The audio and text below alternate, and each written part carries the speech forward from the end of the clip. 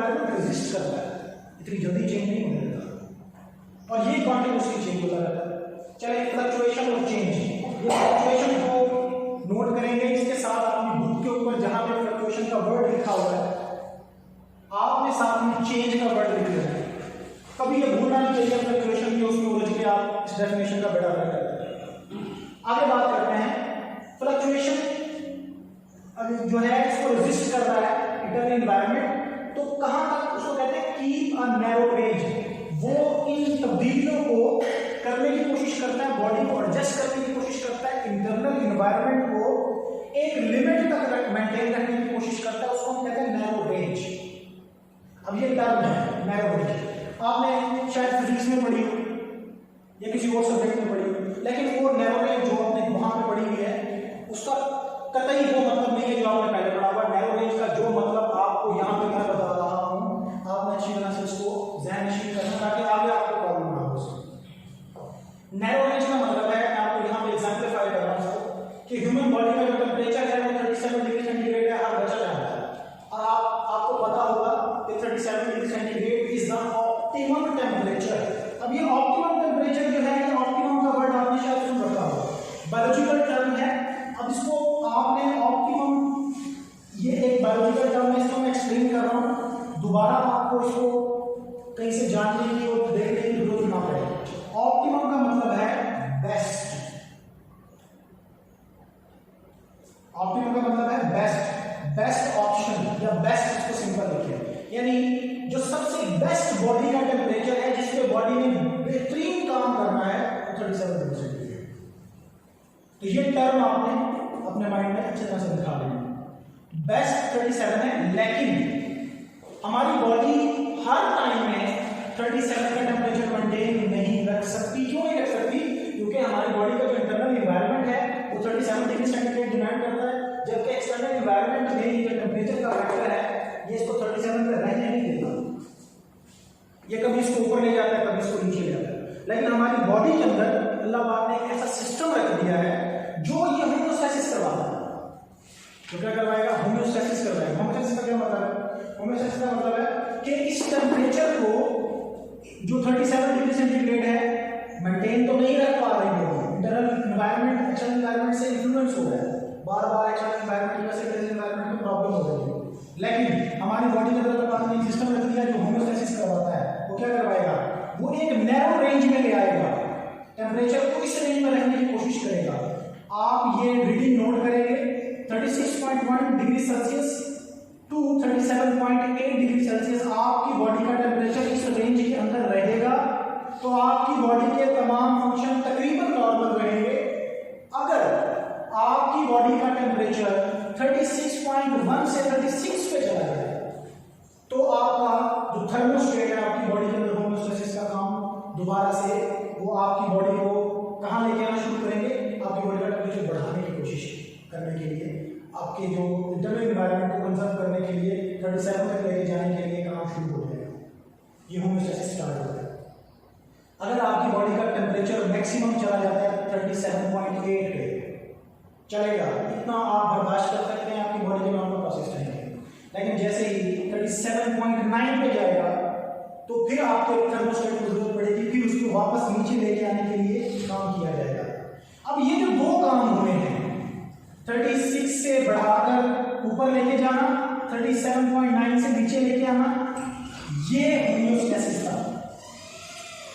This is the homeostasis. और ये वो नैरो रेंज है। नैरो रेंज दोबारा आपसे मैं एक्सप्लेन करूंगा। नैरो रेंज का मतलब है कि एक खास लिमिट जिसके अंदर मामला खराब नहीं होंगे, जिसके अंदर आपकी बॉडी ठीक से काम करेगी। लेकिन अगर इस नैरो रेंज से टेम्परेचर बाहर निकल गया तो फिर आपकी बॉडी को प्रॉब्लम होनी शुरू हो जाएगी। लेकिन 37 डिग्री सेंटीग्रेड पे रहेगा तो बॉडी मेंटेन रहेगी। ये एक इसकी एग्जांपल थी नैरो रेंज। अगर आपको नैरो रेंज का नहीं समझ आया तो मैं आपको दोबारा भी एक्सप्लेन कर देता हूँ, एक बार फिर इसको समझ करता हूँ। नैरो रेंज का मतलब है एक लिमिटेड रेंज जिसके अंदर रहकर आपकी बॉडी या इंटरनल एनवायरनमेंट कंजर्व रहता है, उसमें ज्यादा फर्क नहीं पड़ता। ये नैरो रेंज है। उसके बाद हम बात करते हैं नैरो रेंज के बाद। अब आपने यहाँ पे कितनी टर्म्स देखी, आपने यहाँ पे होमोस्टैसिस को देखा, ये एक टर्म है, इसको मैं अभी डेफिनेशन में एक्सप्लेन कर रहा हूँ। आपने नैरो रेंज को देखा, ये एक टर्म है, मैंने इसको एक्सप्लेन किया। नैरो रेंज को अच्छी तरह से आपको पता चलना चाहिए। फ्लक्चुएशन का मैंने बताया आपको, इंटरनल एनवायरनमेंट का बता दिया। और उसके बाद हम जा रहे हैं डेफिनेशन में। आपके फर्स्ट पेज पे लाइन नंबर 6 के दरम्यान से डेफिनेशन स्टार्ट होगी, इसको मार्क करेंगे, वहां पे इसको लिखेंगे बाकायदा से। और हाँ, मैंने यहाँ पर फ्लक्चुएशन को चिन्हित लिखा है डेफिनेशन में, मैं इसको दोबारा भी आपको बताऊंगा। आपने कोशिश करनी है कि बुक के वर्ड यूज करें। आपके पास ऑप्शन है कि आप इसको फ्लक्चुएशन को चेंज लिख सकते हैं, लेकिन मैं आपको यही रिकमेंड करता हूँ, आपको पता है कि हम बुक को प्रेफर करते हैं, आपकी वर्डिंग डेफिनेशन की आपकी बुक वाली होनी चाहिए। अब इसकी डेफिनेशन पे आते हैं। यहाँ पे लिखा हुआ है the protection of internal environment. तो यहाँ पे मैंने कीवर्ड्स को हाईलाइट किया है। ये हाईलाइट करने का क्या मतलब है, ये भी मैं आपको समझाता हूँ कि आपकी जो डेफिनेशन है उसका वेट इन वर्ड्स पर है। अगर मैं ये प्रोटेक्शन का वर्ड उड़ा दूँ, निकाल दूँ, डेफिनेशन खत्म। आप कहिए मैंने तो एक वर्ड नहीं लिखा, लेकिन आपकी डेफिनेशन में वेट नहीं है। आप आगे चलते हैं इंटरनल एनवायरनमेंट। अगर आपने इंटरनल की जगह यहाँ एक्सटर्नल कर दिया, यहाँ इंटरनल कर दिया, आपकी डेफिनेशन गलत हो गई, सिर्फ एक वर्ड की जगह चेंज करने से। अगर आप आगे जा रहे हैं, हमने कहा प्रोटेक्शन ऑफ इंटरनल एनवायरनमेंट, ये मसाला आपको एक्सप्लेन कर चुका हूँ, दोबारा भी इसको बता रहा हूँ। Protection of internal environment from the harms. अगर आपने हार्म्स का वर्ड यहाँ पर ना लिखा, ये वो वर्ड है जो आपकी सारी डेफिनेशन को गलत कर देगा। आपने हार्म का लफ्ज ना लिखा तो आपकी डेफिनेशन गलत। अब ऑफ द फ्लक्चुएशन, फ्लक्चुएशन के साथ ब्रैकेट में चेंज लिख देंगे तो ठीक है, नहीं लिखेंगे तो कोई मसला नहीं है। मैं ये कह रहा हूँ कि चेंज को ना ही लिखें, बुक वाले वर्ड यूज करें। इन द एक्सटर्नल एनवायरनमेंट, कोई बात ऐसी वर्ड चेंज नहीं होना चाहिए और सेम सेम रहना चाहिए। इस टर्म एज होमोस्टैसिस। चलिए जी, इसको अब मैं आपको इलैबोरेट करता हूँ कि ये क्या कहना चाहता है। The protection of internal environment from the harms. Internal environment की प्रोटेक्शन 37 डिग्री सेंटीग्रेड तक मेंटेन रखना। इंटरनल एनवायरनमेंट का टेम्परेचर, हमने एक मिसाल ली है टेम्परेचर की, हम इसमें सॉल्यूट्स की एग्जांपल भी ले सकते हैं, ठीक है। अगर हम टेम्परेचर की बात करें तो थर्मोरेगुलेशन, अब आगे टर्म पढ़ने वाले हैं, मैं इसको अभी एक्सप्लेन कर रहा हूँ। आगे आपकी टर्म आने वाली है थर्मोरेगुलेशन। तो मीनवाइल यहाँ पर हम डिस्कस कर रहे हैं कि प्रोटेक्शन, हिफाजत करना किसकी, इंटरनल एनवायरनमेंट की। मैं एग्जांपल को साथ लेकर चलता हूँ।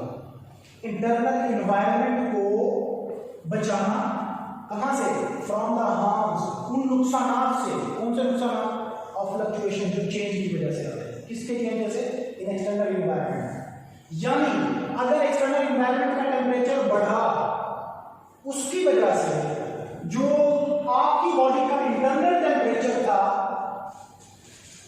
वो भी बढ़ना शुरू हो गया।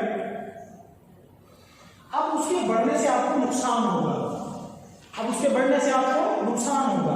लेकिन होम्योस्टेसिस क्या है, वो जो नुकसान आपको हो रहा था, इंटरनल एनवायरनमेंट को जो नुकसान हो रहा था, किस वजह से हो रहा था, एक्सटर्नल एनवायरनमेंट में चेंज की वजह से, उसको होम्योस्टेसिस में रोकना है, उस नुकसान को होने नहीं देना। अगर ये नुकसान हो जाता है तो फिर इसका मतलब homeostasis fail, the process of homeostasis will be fail.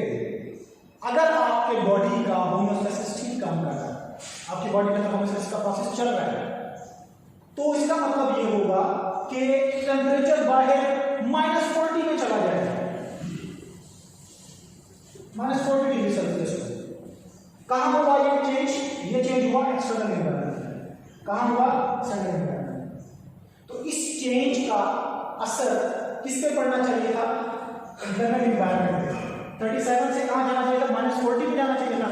लेकिन आपके अंदर होने वाला जो प्रोटेक्शन का मैकेनिज्म है, जो होम्योस्टेसिस है, उसने जो नुकसान होना था इससे वो नहीं होने दिया, उस टेम्परेचर को गिरने नहीं दिया, उसको एक नैरो रेंज में मेंटेन किया। ये होम्योस्टेसिस। यानी अब दोबारा से समाप्त करूं इसको, protection of internal environment from the harms of fluctuations in external environment. कि एक्सटर्नल एनवायरनमेंट में, बाहर के माहौल में होने वाली तब्दीलियों का असर, तब्दीलियों से होने वाला जो नुकसान है वो इंटरनल एनवायरनमेंट पे ना पड़े, ये होमियोस्टेसिस। एक और तरह से बाहर के माहौल में होने वाली तब्दीलियां आपके अंदर के एनवायरनमेंट को जो नुकसान पहुंचाती हैं, होमियोस्टेसिस वो प्रोसेस है जो उससे आपको महफूज रखता है। तो हम कई तरह से इसको एक्सप्लेन कर सकते हैं, सिंपल। तो ये जो डेफिनेशन मैंने आपको बताई है, मेरा ख्याल है कि आज का हमारा लेक्चर का मैंने एक टेम्पो बनाने की कोशिश की है। अभी आपसे क्या दूँ, ये टर्म्स अगर आपने क्लियर ना की तो आप लोगों को बाद में चल के बहुत मुश्किल होने वाली है। अगर इस चैप्टर की टर्म्स आप मेरे साथ साथ क्लियर करते रहे तो इंशाल्लाह आपको ये चैप्टर बहुत अच्छे से समझ भी आएगा और आपको याद भी होगा। All the best.